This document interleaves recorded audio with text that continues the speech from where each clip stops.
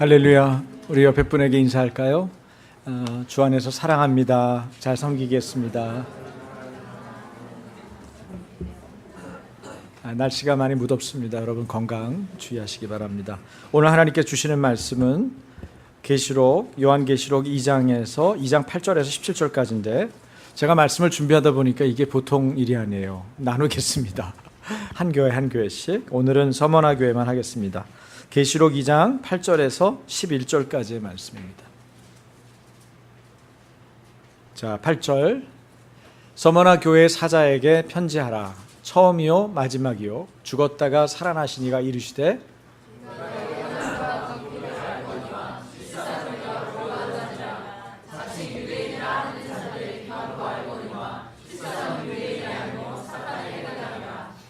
너는 장차 받을 고난을 두려워하지 말라. 볼지어다 마귀가 장차 너희 가운데에서 몇 사람을 옥에 던져 시험을 받게 하리니 너희가 10일 동안 환난을 받으리라.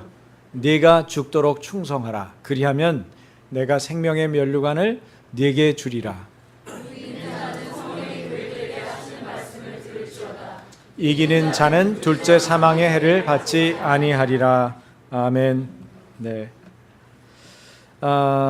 터키에 가면은 3대 도시가 있죠. 이스탄불, 앙카라, 또 하나가 뭐죠? 이즈미르입니다. 바로 이즈미르라고 하는 곳이 현재 옛날에 서머나라고 불렸던 오늘 등장하는 서머나 교회가 있었던 서머나 지역이 바로 이즈미르라고 합니다. 이즈미르가 초대교회 역사였던 도시 서머나의 현재 이름이고 서머나의 그리스식 이름, 헬라식 이름은 스미르나입니다. 스미르나 또 그리고 1923년에 터키 공화국이 건설되면서 여기를 이즈미르라고 이름을 바꿨습니다. 그래서 사실 같은 곳이라고 볼 수 있어요. 사진 한번 볼까요? 네, 자꾸 복습을 하는 게 중요하죠. 여러분 보시는 왼편에 있는 항구 도시 이름 뭐예요? 맨 밑에 에베소. 에베소에서 올라가면 서머나가 있고요. 에서버. 그 다음에 한 2배 정도 더 올라가면 뭐가 있어요? 버가모가 있고요. 시계 방향으로 돕니다. 오른쪽으로 여러분 두아디라. 내려오면 사대. 그 오른쪽으로 가면 빌라델비아. 그 다음 내려오면 라오디게아. 이게 소아시아 7교회예요. 소아시아 지역은 오늘날의 터키 지역이죠. 근데 이 7교회 중에 현재 도시 이름이 그대로 남아있는 곳 어디예요? 서머나입니다. 그게 이즈미르라고 이름을 불리우는 거예요. 서머나는 지금도 여러분이 가셔서 확인하실 수가 있어요. 그 도시를 그대로 확인할 수가 있죠. 그 다음 사진 올려주실래요? 이게 이제 서머나 교회가 있던 터입니다. 오래됐죠. 오래됐으니까 다 무너지고 지금 남아있는 기둥과 그 다음에 기초석을 놨던 돌들만 남아있는 거죠. 네. 그 다음 사진도 볼 수 있을까요? 이게 오늘날의 이즈미르 지역이에요. 아름답죠? 네. 우리 한번 다 같이 여행 갔으면 좋겠어요. 네. 가서 저기서 커피 한잔 마시고 또 저 땅을 위해서 기도하고. 네. 저 땅에 아직도 남아있는 교회도 있어요. 이슬람 지역인데 어떻게 교회가 남았을까? 그 얘기도 오늘 좀 해볼 수 있을 것 같습니다. 같이 얘기하겠습니다.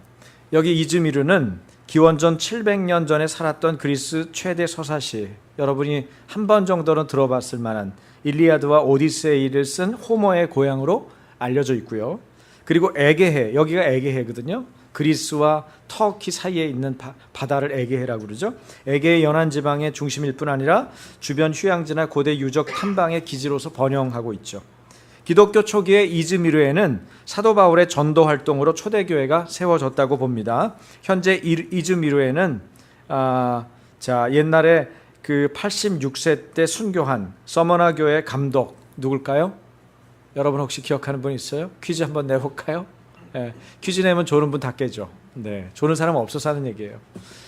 사도 요한의 수제자였던 폴리갑 들어봤죠? 이 폴리갑이라는 사람 여러분 기억해야 돼요. 예수님의 12제자 중에 살아남은 유일한 제자가 누구예요? 요한이죠. 사도 요한이에요. 요한이 요한복음도 썼고 뭐도 썼어요? 요한 1, 2, 3서도 썼고 요한계시록도 썼어요. 그런데 이 사도 요한의 수제자가 누구예요? 바로 폴리갑입니다. 사도 요한의 제자였던 폴리갑, 이 지역 서머나 지역의 4대 감독, 4번째 감독을 했던 목사님이죠. 근데 감독이라고 보통 표현하는 거는 거기 여러 교회들 한꺼번에 돌아본 거죠. 이분이 한 교회만 책임진 게 아니에요. 그러나 서머나 교회 담임 목사였겠죠. 어쨌든 이 폴리갑 목사님, 폴리갑 감독을 이 서머나 교회가 배출했어요. 그러면 서머나 교회가 이런 감독, 이런 목사님을 배출할 때는 그만큼 그 교회가 어떻다는 거야? 텃밭이 건강하고 온전하고 주님 보시기에 합당했다는 거죠. 여러분, 밭이 좋아야 돼요. 여러분, 밭이 좋아야 됩니다. 말씀을 들을 때 마음밭이 좋아야 돼요. 마음밭이 좋아야 말씀의 씨앗이 심기우고 열매를 맺는 거예요. 제가 여러분 화단 얘기를 자꾸 해서 죄송해요. 제가 너무 일 많이 한 것처럼 얘기해서. 근데 말씀을 할 때 제가 한 일이 자꾸 생각이 나요. 자, 교회 앞에 있는 화단과 2층의 베란다에 똑같은 씨앗을 심었어요. 그런데 2층은 전멸했고 지금 한 2송이 정도 남았는데 살릴 수 있을지 못 살릴지 지금 최선을 다하고 있어요. 그 다음에 아래쪽 화단은 아주 잘 됐어요. 그 농사가. 예. 꽃이 아주 계절별로 필 것 같아요. 원래 계획했던 대로. 왜 다를까요? 여러분, 차이를 말해보세요. 차이. 장정원 집사님 알고 있죠? 비밀을? 뭐예요? 원인이? 네, 잡초 때문이에요.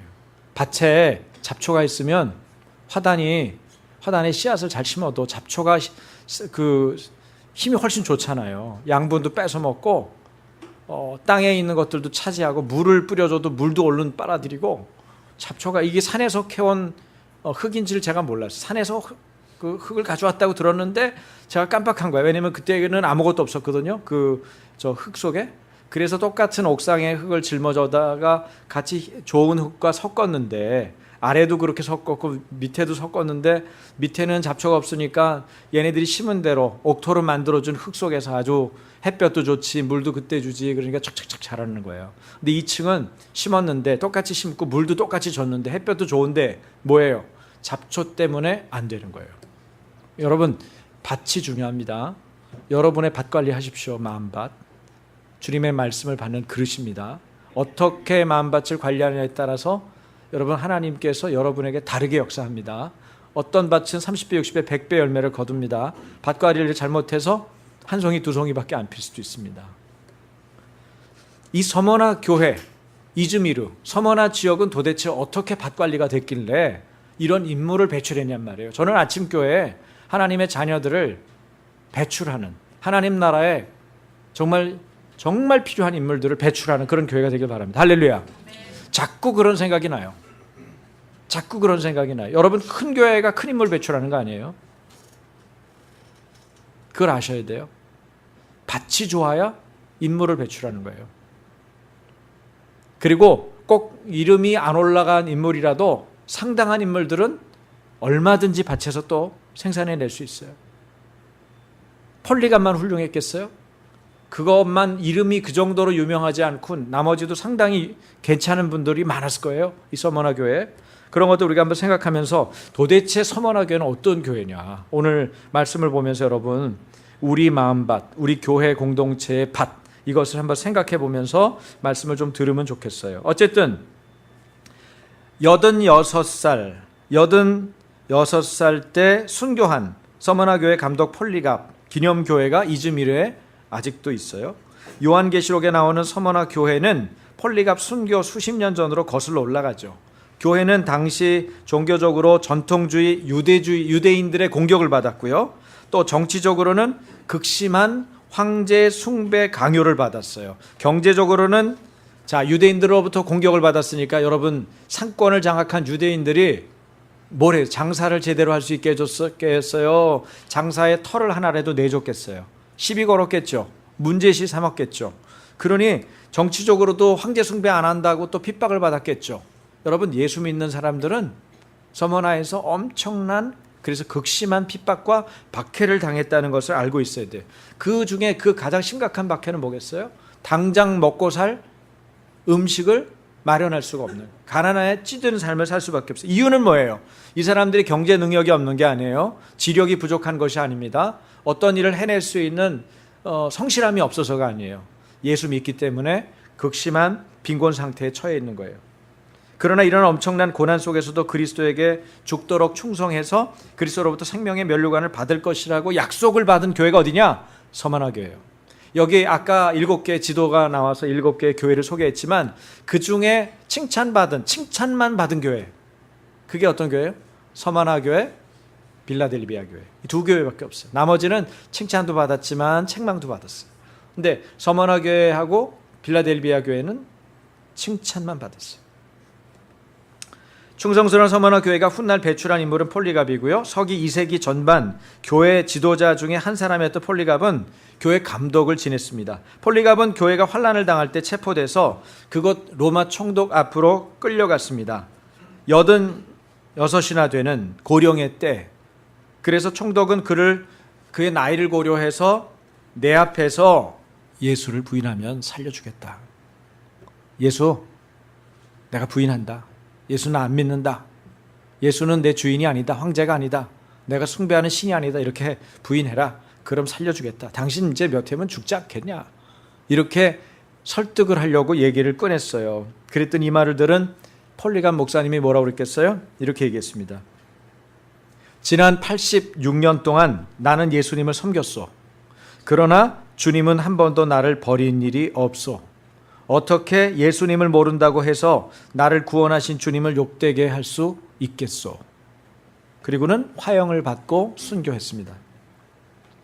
폴리갑 기념교회, 나중에 지은 거지만 이 폴리갑 기념교회에 폴리갑의 화형을 묘사한 성화와 그의 생애와 관련된 성화가 여러 점 그려져서 올려 있는데, 그 중에 이제 교회를 보수할 때 프랑스 화가 레이몽 페레가 그린 것, 요거 하나를 한번 여러분하고 같이 보면서 소개할까요? 여러분 잘 보입니까?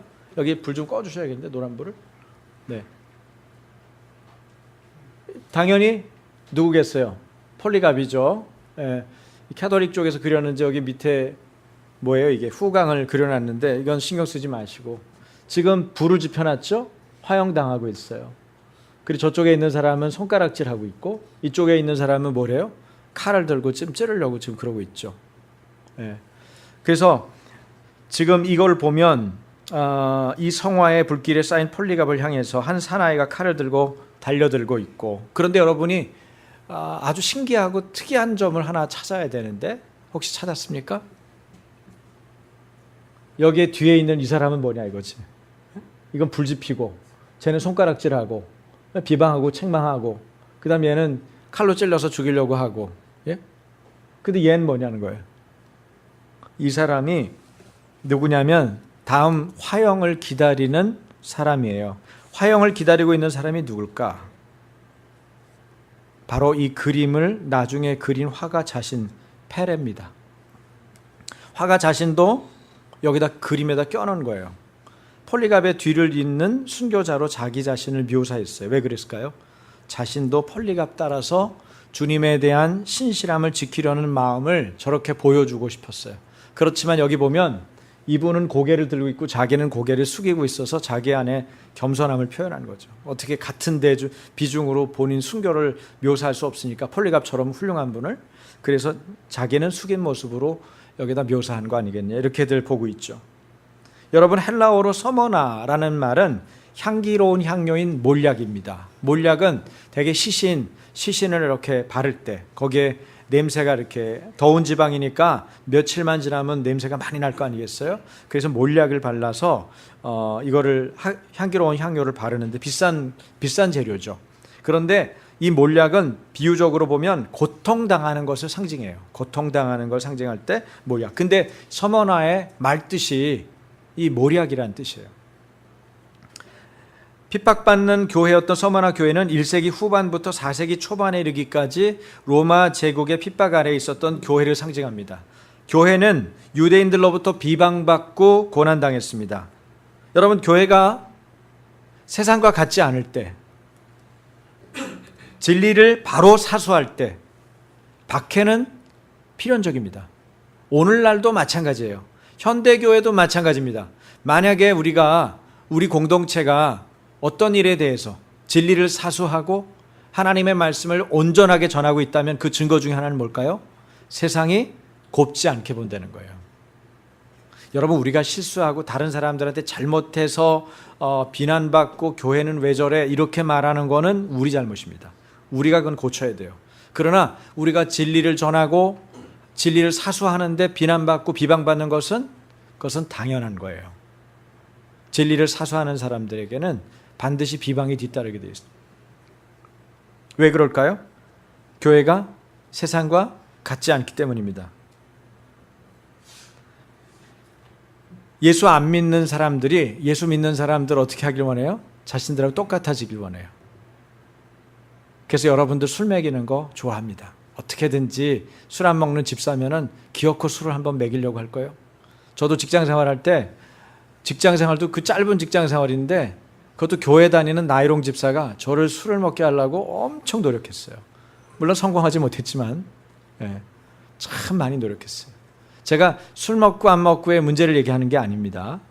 지금 오해하시면 안 돼요. 그러나 여러분 자신이 주님하고 약속한 그거를 지키는 것이 중요하다는 걸 얘기하는 거예요. 7교회의 특이점이 있죠. 7교회의 특이점은 이 7교회 얘기할 때 맨 앞부분의 서두에서 항상 뭘 얘기해요? 교회의 상태에 따라 주님 자신이 어떤 분인지를 다르게 묘사하고 있어요. 주님이 다른 분으로 묘사되고 있어요. 주님은 똑같은 분이지만 주님의 다른 면을 얘기하고 있는 거예요. 예를 들어서 이 종이 상자를 얘기해도 보는 면에 따라서 모서리를 본 분도 있을 거고, 저는 위에서 보고 있고, 또 그죠? 면 따라 다른데 주님을 볼 때 주님의 다른 면을 얘기를 하는 거예요. 이유는 뭐예요? 각자의 처지와 형편이 다르기 때문에 주님이 어떤 주님이신지를 정확하게 다시 한번 강조하면서 얘기하는 거죠. 서머나 교회 같이 교회가 고난 가운데 있을 때 우리 주님은 처음이고 마지막이며 뭐예요? 영원히 존재한다는 거죠. 그리고 변하지 않는 분이라는 걸 얘기하고 있어요. 밖의 환경이 어떠하더라도 주님은 여전하시다. 여전히 동일하시다. 어떤 것도 예수님을 앞설 수 없고, 처음이고 나중이니까, 그죠? 어떤 것도 예수님보다 앞설 수 없어요. 그리고 어떤 것도 예수님 뒤에 있을 수 없어요. 모든 것은 주님께서 통제하시는 범위, 한계 안에 있다고 얘기하는 거예요. 우리 가운데 늘 주님이 계시는 거죠. 자, 8절부터 보겠습니다. 같이 읽겠습니다. 서머나 교회의 사자에게 편지하라. 처음이며 마지막이요 죽었다가 살아나신 이가 이르시되. 서머나는 소아시아 7도시 중에 유일하게 현존하고 있는 도시인데 오늘날 이즈미르라고 불린다고 그랬어요. 에베소에서 보면은 북쪽으로 한 56km쯤 떨어져 있고요. 항구 도시고, 또 버가모라고 하는 아까 지역을 얘기했는데 거기와 함께 상당히 번영을 누렸던 도시입니다. 소아시아 모든 도시가 그랬지만 그 도시 역시 우상 숭배와 황제 숭배의 도시였습니다. BC 195년에 로마 여신의 신전, 이것을 바고라고 하는 산 위에다 건립했고요. 그리고 AD 23년에는 로마 황제 티베리우스의 신전이 세워지기도 했어요. 그러니 어떻겠어요? 황제 신전도 세워졌죠. 우상 신전도 세워졌죠. 그 신전에서 뭘 했겠어요? 갔다가 제단에 제물을 바치고 사람들이 드나들어야 되잖아요. 장사를 하려면 신전에 들러가지고 제물로 바치고 나서 그 다음에 장사가 시작되는 거예요. 그러니까 기독교인들이 그걸 안 하고 지낼래니 얼마나 어려웠겠냐는 거예요, 여러분. 상황이. 말하자면 김일성 주체사상교를 믿는 북한에서 어떤 일을 시작할 때 어떻게 해요? 김일성 주체사상교 만여 개가 세워져 있는, 전국 각지에 세워져 있는 자기한테 제일 가까운 지역에, 해당되는 지역에 먼저 가서 절을 해야 되지 않겠어요? 그렇죠? 절을 안 하고 뭘 할 수가 없는 거예요.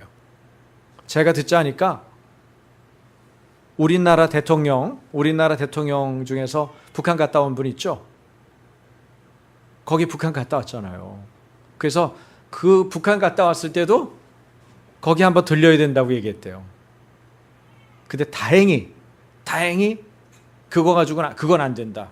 우리가 그건 할 수 없다. 이렇게 협상을 해가지고 그거 안 갔다. 이런 얘기를 최근에 어떤 내용에서 제가 얘기를 들었어요. 그러니까 오죽하면, 근데 만약에 거길 가라고 그랬는데 안 가면 보통 일반적인 사람들은 어떻게 했어요? 끝난 거야. 협상도 끝.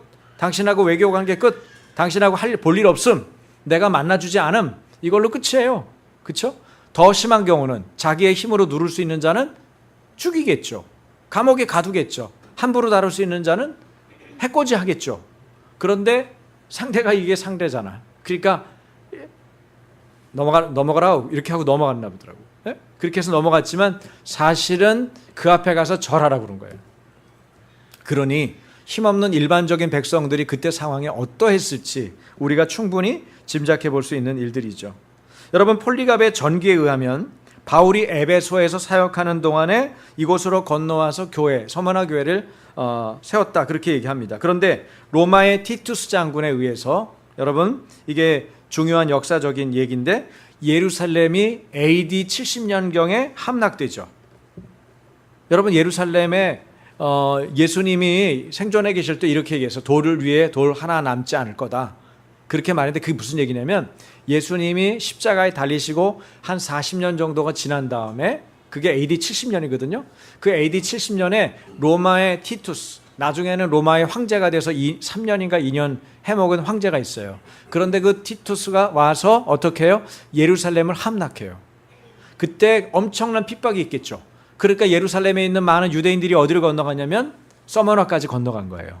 그래서 서머나의 유대인 집단 거주 지역이 생기고 서머나에 많은 유대인들이 이주해 와 사는 거예요. 그런데 이들이 건너가서 수작을 떤 거죠.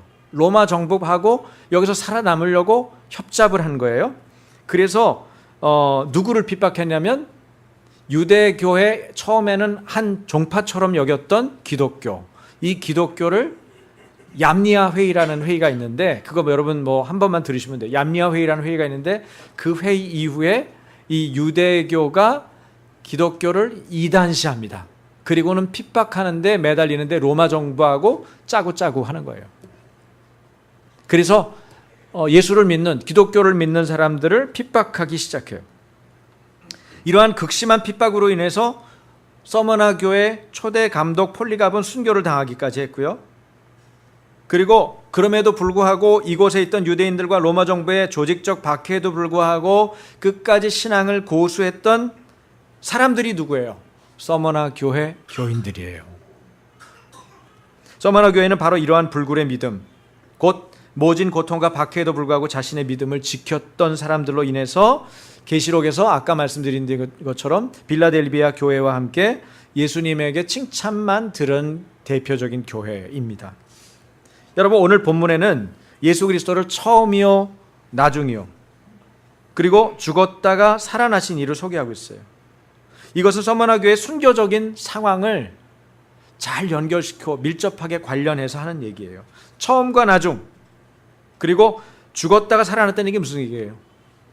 죽음과 부활을 주관하시는 분, 그 예수 그리스도야말로 극심한 핍박으로 인해서 순교적 상황에 처한 서머나 교회 교인들을 진정으로 위로하고 이끄실 수 있는 분이다. 그 얘기를 이 얘기에서 시작하는 거예요. 자, 9절과 10절로 가겠습니다. 제가 9절 읽겠습니다. 내가 네 환난과 궁핍을 알거니와 실상은 네가 부요한 자니라. 자칭 유대인이라 하는 자들의 비방도 알거니와 실상은 유대인이 아니요 사탄의 회당이라.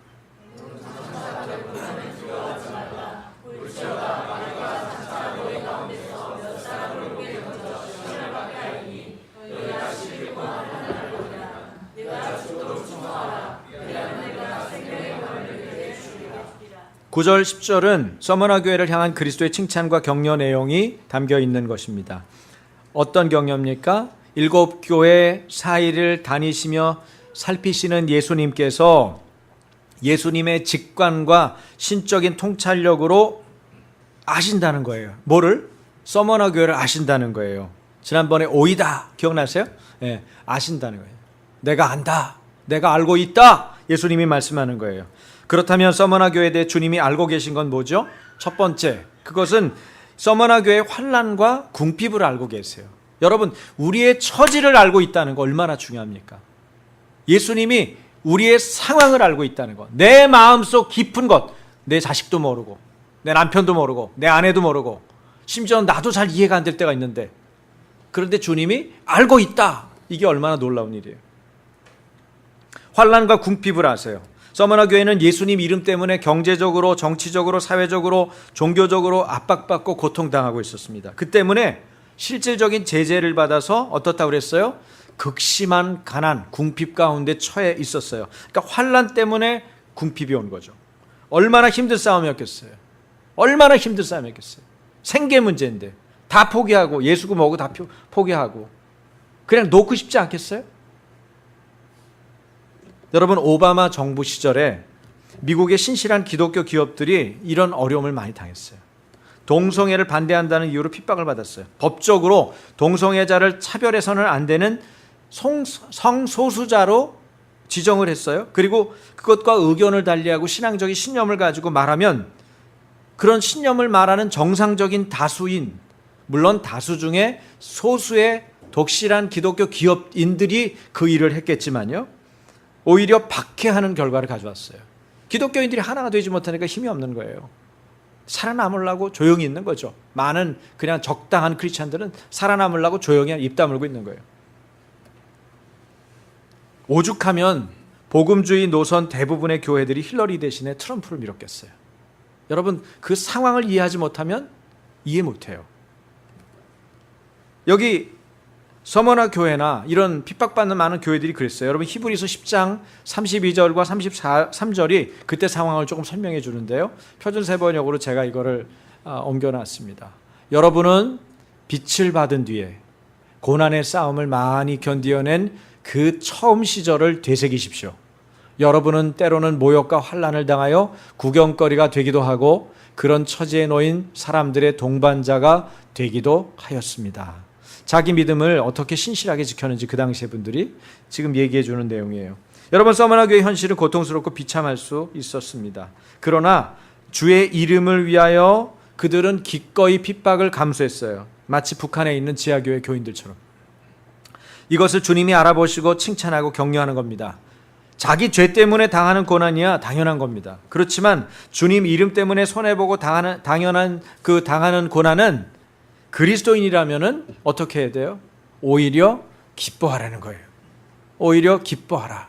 그래서 사도 바울이 고난을 당하건 너희가 기뻐하라, 그런 표현 쓴 거 있죠. 빌립보서에 보면은 기뻐하라, 기뻐하라가 너무 많이 나와 있어요. 빌립보서는 사도 바울 자신이 감옥에 갇혀 있어요. 예수 복음 전하다가. 그런데 기뻐하라가 그렇게 많이 나와요. 바깥에, 감옥 밖에 있는 교회가 얼마나 위로를 받았을까요? 예수님은 그런 서머나 교회를 이렇게 평가하시는 거죠. 실상은 내가 부요한 자니라. 이게 예수님 평가예요. 여러분, 다른 평가가 중요하지 않아요. 예수님이 나를 보시고 나를 아시는 그분이 뭐라고 평가하느냐가 중요해요. 우리가 예수님의 소리에 집중하지 않으면 다른 소리가 크게 들립니다.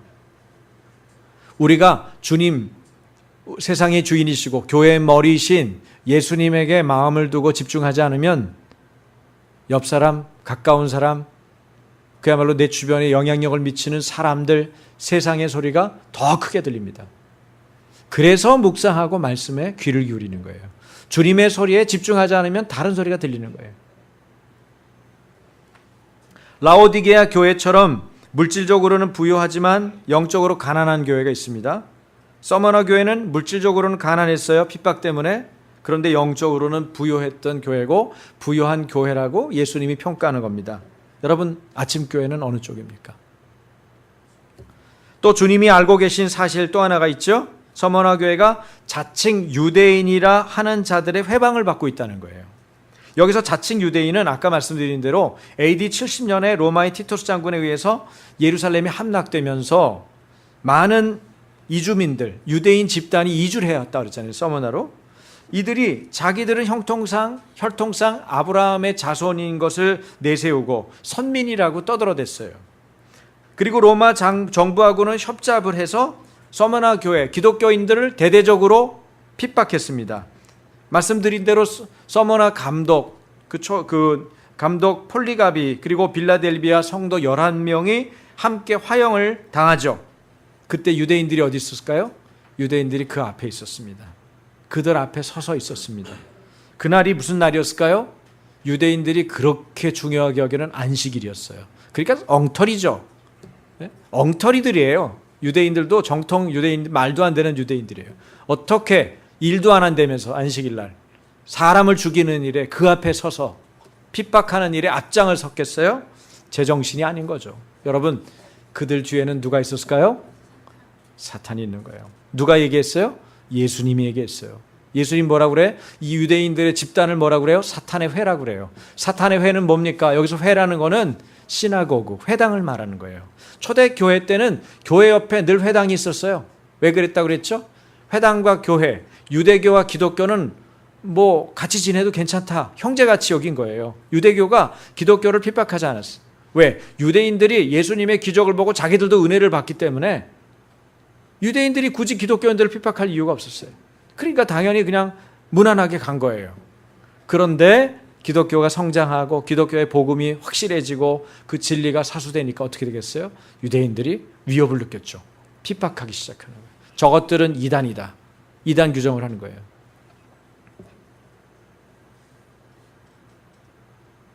하나님을 대적하고 자신들이 그토록 중요하게 여겼던 율법마저도 어겨가면서 살해 집단이 되는 거예요. 사실 그랬어요. 원래도 고대하고 기다렸던 메시아가 왔을 때도 그 메시아이신 예수님을 붙잡아다 죽인 사람이 유대인들 아니에요. 서머나 교회는 이 유대인 집단의 실체가 뭔지를 알 필요가 있었는데 주님은 사탄의 회다, 사탄의 회당이다 그렇게 말을 했어요. 이 회당은 유대 회당을 말하는 거예요. 모든 유대인들의 회당이 이렇다는 얘기가 아니고 서머나 교회를 핍박하고 비방했던 그 자리에 그 사람들이 그랬다는 거죠. 서머나 교회를 비방하던 이들은 바로 사단의 하수인들이라고 주님은 말씀하십니다. 여러분, 우리도 예외가 아닙니다. 성령님의 조명 없이 잘못된 신념만을 우리가 가지고 있다면 우리가 잘못하면 사단의 노예가 될 수 있어요. 그래서 그걸 경계해야 돼요. 하나님의 말씀이 우리를 다스리도록 해야지 내가 하나님의 말씀을 좌지우지하려고 하면 안 돼요. 성령님께서 우리를 지배하도록 해야지 내가 성령님을 오라가라 내 마음대로 하면 안 돼요. 여러분, 고린도 교회와 로마 교회도 그랬어요. 사단의 노예가 된 사람들이 자기 자신의 신념과 자기 자신의 주장을 내세우느라고 싸움질 하느라고 교회가 난장판이 됐죠. 우리의 뒤편에 누가 계신지 알아야 합니다. 서머나 교회를 핍박하는 유대인들이 사단의 하수인들임이 드러났고 문제가 끝난 것은 아니었습니다. 서머나 교인들의 박해는 계속됐어요. 왜냐하면 주님이 뭐라고 하셨어요? 서머나 교회에 대해서 얘기하면서 네가 장차 받을 고난에 대해서 얘기하셨어요.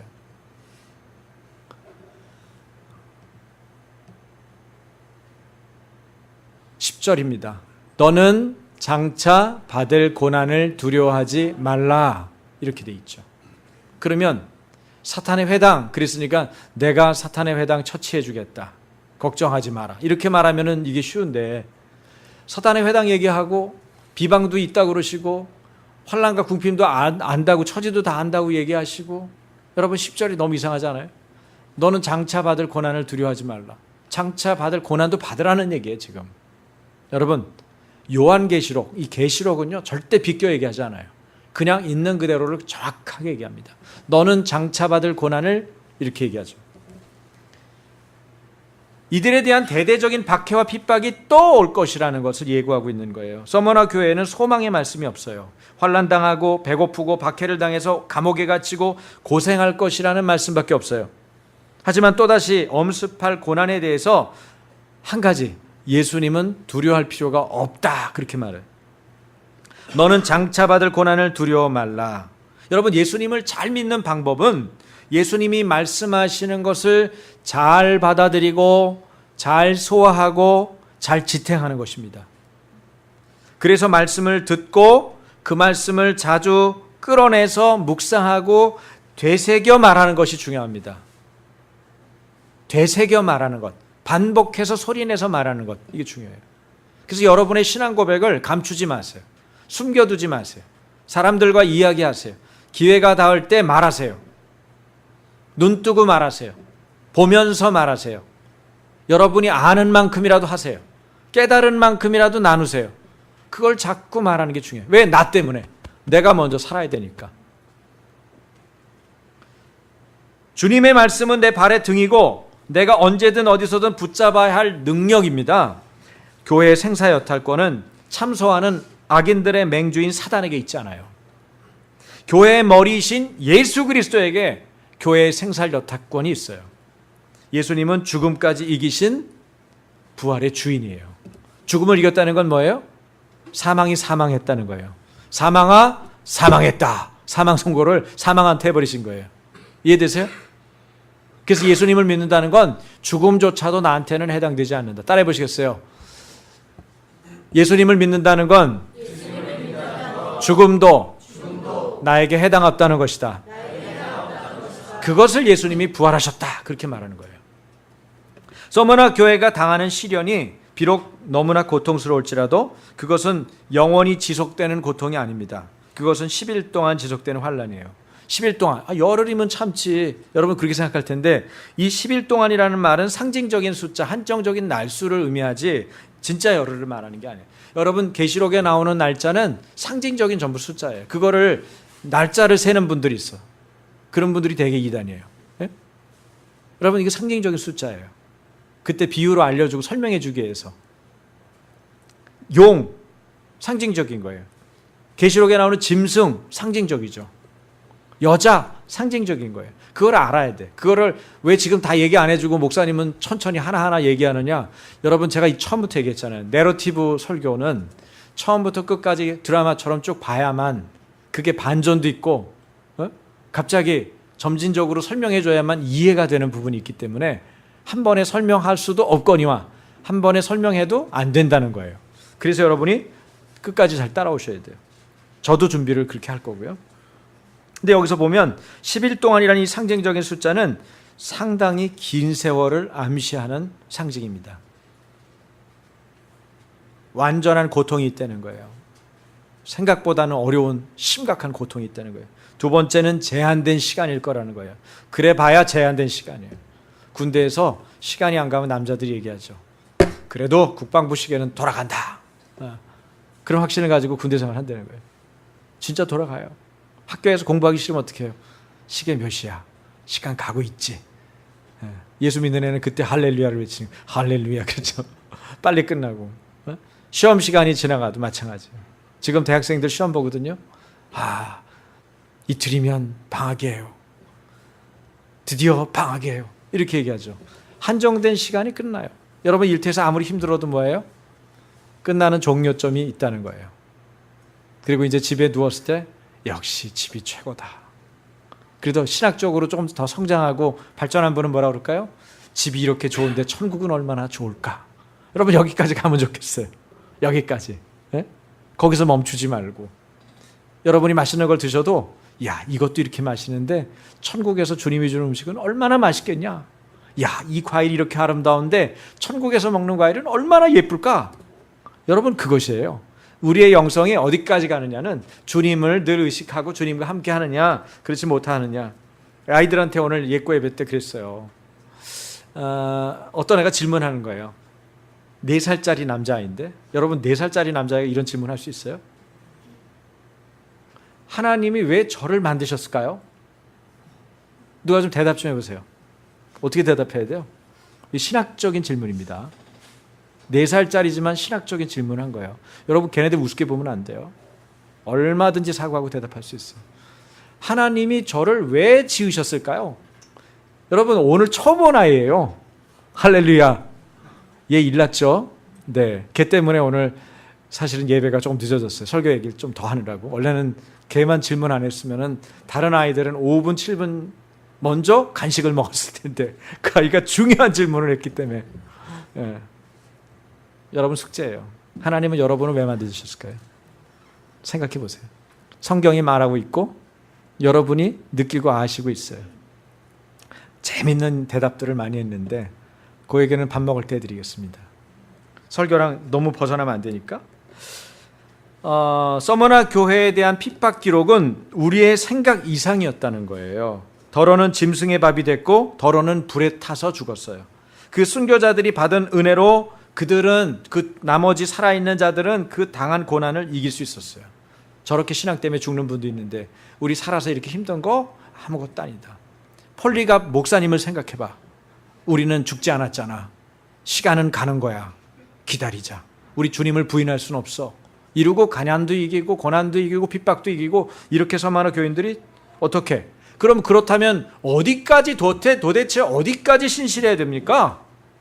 오늘 본문은 말하고 있어요. 여러분 성경은 양보 안 한다고 그랬죠. 너무 직면하게 얘기해가지고 가끔 무서울 때도 있어. 성경에서 뭐라고 얘기할까요? 어디까지 신실해야 돼요? 죽기까지. 따라서 해보세요. 죽기까지 신실해야 한다. 이게 죽도록 충성하라예요. 죽도록이라는 말은 죽음에 이르기까지라는 얘기예요. 충성하기 위해서 죽을 상황이 되면 어떻게 하라는 얘기예요? 죽어라! 이게 계시록의 얘기예요. 야, 그래도 죽으면 안 돼. 죽을 때는 무조건 양보해야지. 살고 뭔가 그 다음 이길 수 있는 방법이 있을 거야. 너 이기는 자가 돼야 되는데 죽으면 되겠냐? 이렇게 말하지 않는다는 거예요. 죽을 상황이 되는데 충성을 해야 된다. 충성하기 위해서 죽을 상황이 되면은 그래, 잠잠히 죽어라. 그렇게 말하는 것이 성경이에요. 죽음으로 충성을 입증하라는 말입니다. 충성된 증인으로 순교적 죽음의 모범이셨던 예수님의 죽음을 연상시키고 생각나게 만드는 말씀입니다. 그의 몸인 교회가 그러한 순교적 죽음에 동참해야 함을 말하죠. 여러분, 예수님의 피가 없었으면 오늘의 교회가 없죠. 예수님의 피가 아니었으면 우리가 예수님 믿는 의미는 아무런 가치가 없습니다. 예수님의 죽음, 예수님의 희생, 예수님의 피 때문에 오늘 교회가 의미가 있고 우리는 살아있으며 우리도 주님과 함께 부활하는 것입니다. 할렐루야. 여러분, 오늘날의 교회가 갖지 못한 것은 뭡니까? 이런 순교 정신을 못 갖고 있는 거예요. 우리 교회 공동체, 우리 성도들이 저를 포함해서 우리가 뛰어넘지 못하는 한계가 무엇입니까? 이런 순교적인 신앙을 다 잃어버렸다는 거예요. 왜요? 배부르거든요. 왜요? 가진 게 많거든요. 왜요? 생각이 가득 차 있거든요. 왜요? 우리 밭이 엉망이거든요. 지금도 충성하고 있지만 앞으로도 계속 충성하라는 뜻입니다. 박해는 주님이 아니라 악한 자들로부터 옵니다. 하지만 그리스도인들은 박해를 자발적으로 받아들이고 주님에 대해서 변함없이 충성함으로 그리스도의 신실함을, 다시 말해서 자신 안에 신실하신 그리스도가 살아계심을 보이라는 것입니다. 이것이 한국교회, 또 우리 교회가 다시 회복해야 될 순교 정신입니다. 내 뒤에 진짜가 있다면 못할 일이 아니기 때문입니다. 닥쳐오는 시련에 서머나 교회가 순교 정신, 곧 일사각오의 정신으로 반응한다면 그 결과가 뭘까요? 생명의 면류관이 주어진다는 거예요. 신실하신 예수 그리스도의 약속이죠. 생명의 면류관은요, 올리브 나무 가지로 만든 월계관이에요. 왕관이 아닙니다. 어떻게 보면 초라할 수 있어요. 그러나 올림픽 경기의 승자에게만 주어지는 영광의 표상이에요. 여러분, 우리 인생은 경기를 하는 것입니다. 우리는 경기에 참여한, 경기에 운동하는 운동선수입니다. 우리는 싸우는 상대가 있다는 거예요. 이겨야 하는 상대가 있다는 거예요. 우리 인생은 이겨야 하는 상대가 있고 싸워야 하는 상대가 있는 인생입니다. 어떻게 하겠어요? 끊임없이 자기 자신을 쳐서 복종시켜야 돼요. 육체 연습도 필요합니다. 그러나 그보다 더 중요한 경건의 연습은 반드시 있어야 합니다. 주님을 닮아가는 경건의 연습이 없이 그 경주에서 승리할 수가 없어요. 월계관, 생명의 면류관을 얻을 수 없어요. 무엇보다도 우리를 유혹하는 여러 가지 유혹과 시험으로부터 우리가 스스로 이것을 얼마든지 걸러내고 견뎌내고 밀어낼 수 있는 경건, 거룩이 우리 안에 있어야 돼요. 창세기에 하나님이 만물을 축복하시면서 복되라고 얘기하셨죠? 복 주시면서 어떻게 하셨어요? 거룩하게 하셨어요. 하나님의 복은 우리를 행복하게 만드는 복이 아니에요. 하나님은 복을 주실 때 우리를 거룩하게 만드세요. 예수님을 닮게 만드세요. 그런데 예수님을 닮으면 그것이 행복해지는 거죠. 행복을 추구하면 거룩해질 수 없어요. 행복을 추구하면 주님의 복을 이해할 수 없어요. 그런데 주님께서 나를 거룩해 하실 때, 주님께서 나에게 복을 주셔서 거룩하게 될 때 드디어 행복도 이해가 되고 주님도 닮아가는 거예요. 할렐루야. 11절입니다. 마지막이죠? 같이 읽겠습니다. 귀 있는 자는 성령이 교회들에게 하시는 말씀을 들을지어다. 이기는 자는 둘째 사망의 해를 받지 아니하니라. 여러분, 마음밭이 잘못되어 있으면 귀가 없어요. 귀 없다 이거 아니고, 네? 여러분 좋아하는 그게 아니고 귀가 없어요. 들을 귀가 없어요. 주님의 말씀이 안 들려요. 주의 음성이 어디서도 안 들려요. 주님 제게 말씀하옵소서. 누가 못 들었어요? 엘리 제사장이 못 들었어요. 이유가 뭐예요? 주님과의 관계가 어그러져 있거든요. 주님과의 관계가 어그러져 있으면 그가 목살해도 못 들어요. 그러나 주님과의 관계가 바로 돼 있으면 4살짜리 아이도 들을 수가 있어요. 그게 주님이에요. 귀 있는 자는 성령이 교회들에게 하시는 말씀을 들을지어다. 교회 누구겠어요? 교회, 예수님을 믿는 믿음의 공동체, 믿음의 사람들을 말하는 거예요. 바로 우리. 그런데 말씀이 들리고 이 일에 대해서 순종해서 결국 죽도록 충성하다가 죽을 일이 생기면 죽기도 하고, 충성하다가 고난과 핍박이 있고 비방이 있고 그런 어려움이 있을 때 그걸 견디는 사람, 그런 사람이 이기는 자 아니겠어요? 그 이기는 사람에게 뭘 준다고 그래요? 둘째 사망의 해를 받지 아니하리라. 둘째 사망은 뭘까요? 단순한 육체적 죽음을 의미하는 첫째 사망과는 달리 최후의 심판을 통해 영원한 죽음의 세계로 들어가는 걸 말하는 거예요. 둘째 사망. 서머나 교회에 이기는 자들에게 주시는 상은 생명의 면류관, 부활 생명의 능력인 이기는 힘을 말하죠. 또한 이것은 이기는 자들이 죽은 사람들 가운데서도 다른 이들과는 비교되는 탁월한 부활에 이른다는 거죠. 인간이 타락하여 죄가 들어왔기 때문에 모든 사람은 반드시 한번 죽습니다. 그러나 그 후에는 뭐가 있다고 그래요? 심판이 있습니다. 사람에게 첫째 죽음은 최종 결말이 아닙니다. 주 예수를 믿는 믿음으로 말미암아서 생명책에 기록된 사람들을 제외하고는 모든 사람들은 흰 보좌의 심판을 통과해야 돼요. 이 심판의 결과 유죄 판결을 받은 사람들은 불못, 둘째 사망 안으로 던져지는 거예요. 하지만 이기는 자는 상관없다 이거예요. 면제된다는 거예요. 둘째 사망, 불못에 던져지는 거는 내일하고는 상관없다는 거예요. 영원히 주님과 함께 사는 거예요. 죽는 순간이 와도 충성하면, 예수님에 대한 신실함을 자신을 끝까지 지킨 사람들에겐 둘째 사망이 없다는 거예요. 이것이 여러분 고난을 받고 핍박을 당하고 유혹을 당하고 여러 가지 견디기가 어려운 상황들을 끝끝내 지탱하고 이긴 사람들에게 주는 하나님의 선물이에요. 상입니다. 이 상을 사모하십시오. 여러분 뒤에는 진짜 누가 계십니까? 뒤가 든든하면 언제든 끄떡이 없는 거죠. 제가 어떤 그 그림 같은 그 사진들을 이렇게 연속한 사진들 그런 걸 본 적이 있어요. 새끼곰인데 너무 재밌게 놀다가 그 늑대 이런 것들이 덤벼가지고요. 큰 놈이 덤비니까 그 조그만 막 태어난 지 얼마 안 된 곰이니까 힘이 없잖아요. 그러니까 막 무서워가지고 벌벌벌 떠는 거야. 그런데 이제 아빠한테 배운 소리는 있으니까 이 곰이 하고 소리를 냈는데 늑대가 확 도망가는 거야. 그래가지고 얘가 의기양양해서 탁 표정을 잡는데 보니까 뭐예요? 뒤에 아빠 늑대가 같이 확 한 거죠. 예. 여러분 뒤가 든든하면 끄떡 없습니다. 여러분 뒤가 든든하십니까? 여러분 진짜 여러분 뒤편에 계신 진짜 뒤편에 계신 그분은 누굽니까? 기도하시죠. 같이 기도하겠습니다. 보이는 게 전부가 아닙니다. 가진 게 전부가 아닙니다. 진짜는 뒤에 있습니다. 뒤에 있는 진짜가 있느냐가 중요합니다. 속이 비어있고 뒤가 허전한데 무엇으로 세상을 문제를 상대한다는 겁니까? 신앙의 믿음이 삶의 엉터리 엉망진창인 이유입니다. 오늘 계시록의 말씀은 거침없는 진실, 물러설 수 없는 진리를 이야기하고 있습니다. 진리를 따르면 우리가 큰 담력을 얻고 주님과 함께 갈 수 있습니다. 이 시간 주의 말씀이 부어지고 주의 은혜가 부어지고 성령님이 기름 부어주십니다. 여러분에게 큰 담력이 주어집니다. 어떤 시련과 어려움도 이겨낼 수 있는 하나님의 은혜가 주어집니다. 여러분 이겨내십시오. 여러분 각자에게 처한 시험이 있습니까? 뛰어넘으십시오. 만약에 예수 이름 때문에 당하는 핍박을 당하는 분이 있다면, 그런 교회가 있다면 이 시간 주의 말씀으로 인해서 생명의 면류관을 받을 것을 기대함으로 주님 앞에 나아가시기 바랍니다.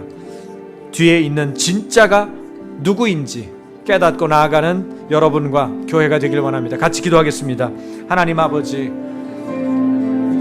내 뒤에 계셔서 나에게 말씀하시고 나를 지탱하여 주시고 나에게 말씀으로 이끌어 주시니 감사합니다. 많은 시련과 고난을 당하는 교회들이 있습니다. 이 땅에 고난받는 많은 교회들이 있습니다. 북녘 땅에 우리 동포들 하나님 많은 시련과 어려움 중에 있습니다. 주님, 우리 가운데도 자신들의 문제와 어려움 속에서 예수 이름 때문에 견뎌야 되는 하나님 고통을 당하는 많은 일꾼들이 있습니다. 주여 은혜를 베풀어 주시옵소서. 하나님 주의 이름을 부르며 주님이 나와 함께 하시는 것을 알면서 하나님 오이다 내가 알고 있다 말씀하시는 주님 앞에 나 자신을 맡겨드리고 하나님 끝까지 인생의 경주에서 생명의 면류관을 얻게 하여 주옵소서. 끝까지 하나님 나의 인생에서 주님의 말씀을 먹게 하여 주시옵소서. 성령님 나를 감동하시고 하나님 우리를 새롭게 하여 주셔서 주님이 나와 함께 하시는 것을 날마다 놓치지 않게 하여 주시옵소서. 주님 죽도록 충성하라.